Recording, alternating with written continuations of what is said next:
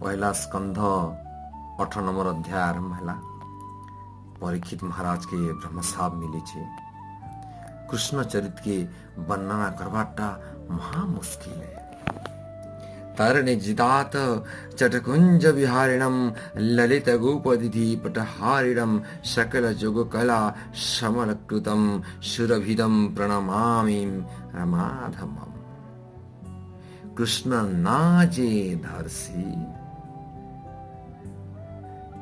तार ना के जे सुनसी तार